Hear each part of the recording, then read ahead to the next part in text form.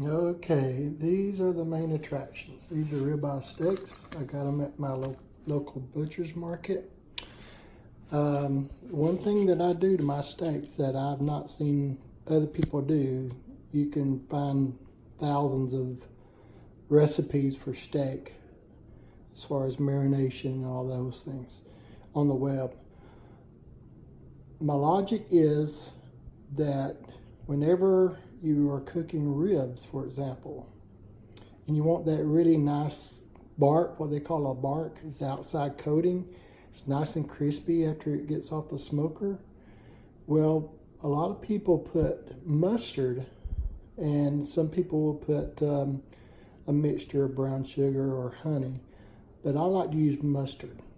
And what it does, it creates an adhesion, if you will, so that the spices and the rub that you put on your ribs will stay intact, and it makes a really, really good bark.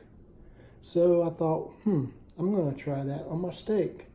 So I will actually put mustard on my steak, and I'll rub the mustard on both sides. Okay, so just a little bit here, a little bit there. Okay, I know this probably might be freaking some people out, but it works with ribs. Gives you a nice coat, and so I believe it's going to work with steak. Now, keep in mind that I will be searing this steak. So whenever I put it on the grill, I'm going to sear it first before I cook it to temperature. A lot of people nowadays, since a lot of smokers have the ability, will actually do what's called a reverse sear. A reverse sear is just like it sounds. It's just the opposite.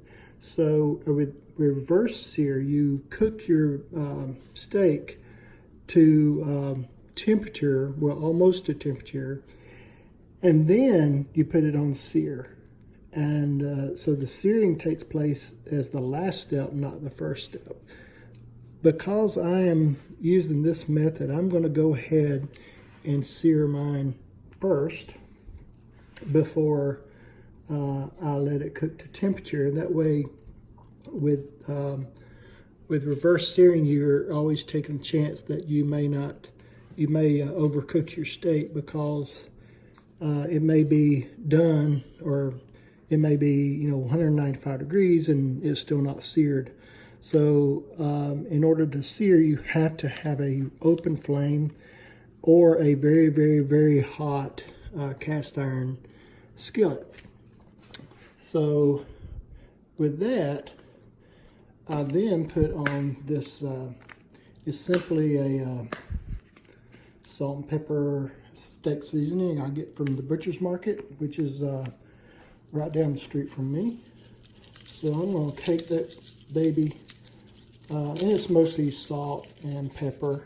And a lot of people just use salt and pepper to coat their steaks with. And it's got a few other ingredients, as you can see.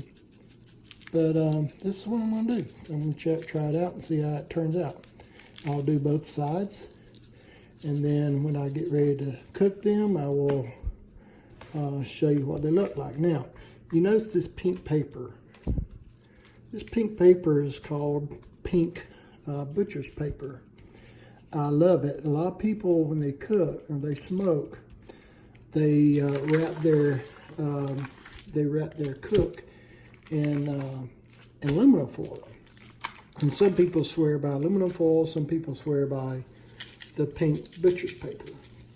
I personally have tried both, and I like the pink butcher's paper better, mainly because it seems to keep a lot of the flavors in the meat whenever you pull it off the smoker. So that's just me. You can get this pink butcher's paper off of Amazon.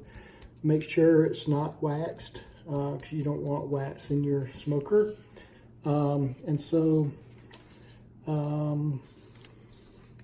I've got these coated. I've got my pink butcher's paper. I'm going to wrap these up, and I'm going to let them sit in the refrigerator for about an hour before I put them on the smoke.